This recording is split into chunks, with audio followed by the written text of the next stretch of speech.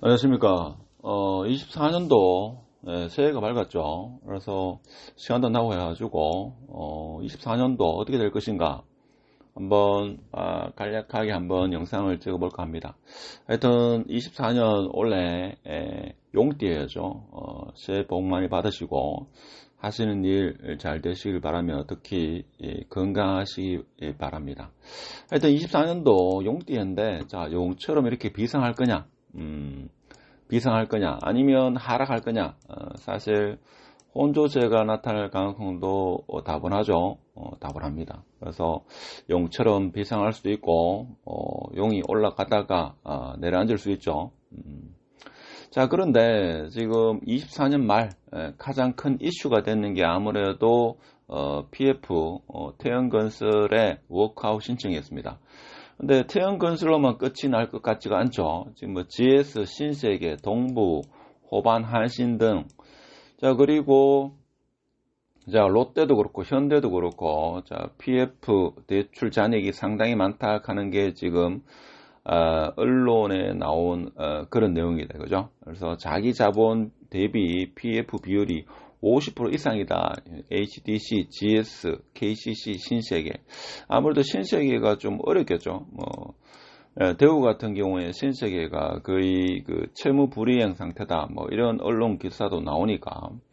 근데 아무래도 주위에서 여러분은 어떻게 생각할지 모르지만 이 PF 사태가 있죠.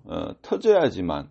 그래서 건설사가 좀 무너져야지만 제가 볼 때는 이게 새로운 환경, 그래서 태풍이 지나가고 새롭게 시작하는 그런 상황이 되는 게 오히려 맞지 않겠나 그런 생각이 들죠. 만약에 이거를 터뜨리지 않고 계속적으로 끌고 간다. 그러면 더 큰 부실이 발생할 수도 있고, 물론 태형이 지금 알짜 회사를 다 내다 팔겠다 그런 이야기를 하긴 하지만 그래도 채권단에서 보고 충분히 회생 가능하다 하면 태형이 다시 용처럼 그렇게 비상할 수 있겠습니다만은 모르겠습니다. 1월 한 11일 1월달 내로는 태형건설이 어떻게든 결판이 나지 않겠나. 그 전에 다른 건설사가 또 워크아웃을 신청하거나 아니면 아예 부도 처리하든지 그렇게 되겠죠. 근데 지금 대구에는 지금 신세계가 아무래도 상당히 어렵다. 어려운 정도가 아니고 거의 채무 불이행 상태다 이렇게 이야기하죠. 여기 지금 신천시장 그 옆에 있는 건데 1,400억 대출 연기 실패해가지고 채무 불이행 상태다 이겁니다. 대구에 이곳 외에도 한 3개, 4개 이런 사업장이 있는데, 자, 분양률이 20% 이하다 이거죠. 한 15%대다. 자, 그렇게 되면 이 전체가 한꺼번에 다 공매가 나오겠죠.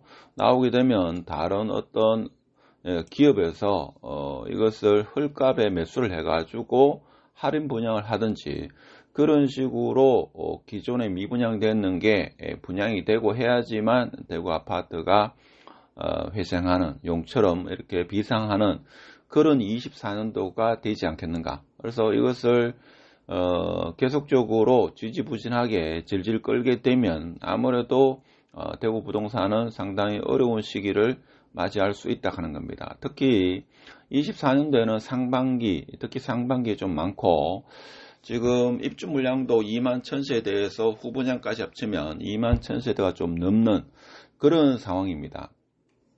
그래서 지금 미분양된 그런 곳만 하더라도 지금 19,000세대 미착공 상태고, 그래서 PF 본대출도 문제지만 토지 매입 단계에서 브릿지론도 지금 상당히 문제가 되죠.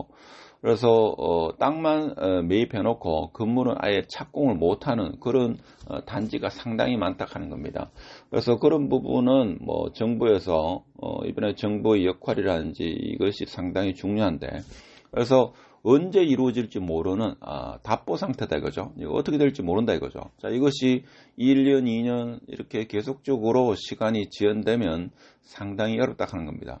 그래서 24년도 자, PF 폭탄을 일어나가지고 연쇄 도미노가 발생할 수 있다 하는 겁니다. 그래서 정부에서는 아주 강력한 대책, 여러 가지 대책을 내놓고 있습니다만은 필요시에 85조 시장 안정조치 확대, 자, 이런 것도 있습니다만은 지금 터지게 되면 얼마만큼 큰 위기가 올지는 터져봐야 안다 하는 게 더 위험한 거죠. 자, 그런 상황이고, 자, 그렇지만 조금은 안심하는지, 이게 근본적인 해결책인지 모르겠습니다만은 필요시에 한국은행이 유동성을 지원하겠다. 자, 그러면 그 어떤 건설사도 부도 처리를 시키지 않겠다. 뭐 이렇게도 해석할 수 있는데 한국은행이 나서게 되면 어떻게든 해결은 되겠죠. 그런데 이게 터뜨릴 건 터뜨리고 부실 기업은 정리하고 새로운 사업자가 인수하는 게 제가 볼 때는 맞지 않나 그런 생각이 듭니다. 그래서 근본적인 해결책은 한편으로 보면 이걸 터뜨려야 되지 않겠는가.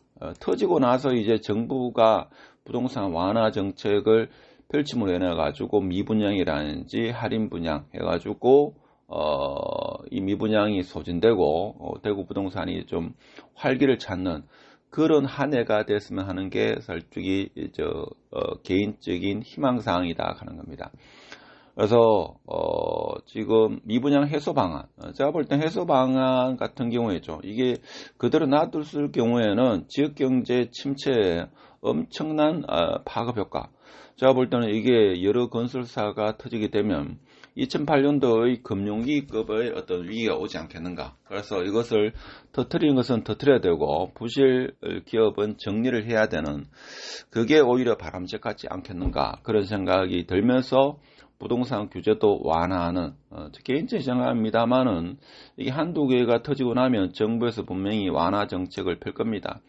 그 대표적인 게 다주택자 취득세 인하 혹은 완화 그리고 미분양 사실 분양만 다 됐으면 뭡니까 태형건설뿐만 아니라 다른 건설사도 어떤 위험에 처한다 뭐 이런 기사가 나오지 않을 겁니다. 지금 분양이 안 되다 보니까 상당히 어려운 상황이고 특히 뭐 신세건설이죠. 신천시장 그 건너편에 있는 그게 51평인데 거의 한 15억 정도 하죠.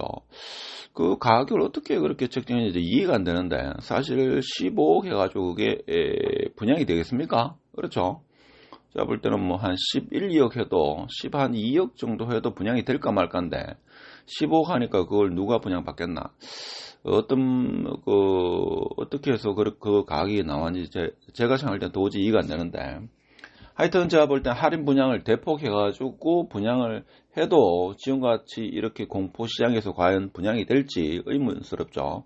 그래서 그런 미분양이 어느 정도 소진이 돼야지만 대구 부동산이 좀 활기를 찾는 그래서 아무래도 1월 29일부터 신세가 특례가 제가 볼 때는 대구에 상당한 영향을 미치지 않을까. 왜 그런가 하면 보통 22년도에 대구의 신생아 수가 한 10,000명 정도 되니까 그와 연관된 사람이 한 20%, 30%만 움직여도 상당히 크지 않겠나 이런 생각이 듭니다.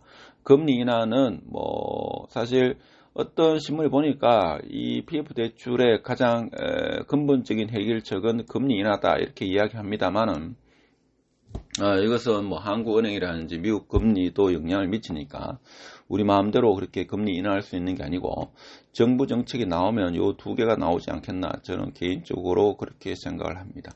그리고 24년도의 방향성이라든지 이런 거 그리고 여러 가지 트리거 어떤 신호를 좀 더 알고 싶으면 아래 링크에 있으니까 위기와 기회 그리고 타이밍에 대한 책이 있으니까 관심 있으신 분은 한번 읽어보시기 바라고 24년도 가정에 평안함이 깃들기를 바라고 모두 건강하시고 하시는 사업 잘 되시길 바라면서 하여튼 대구의 심상치 않다.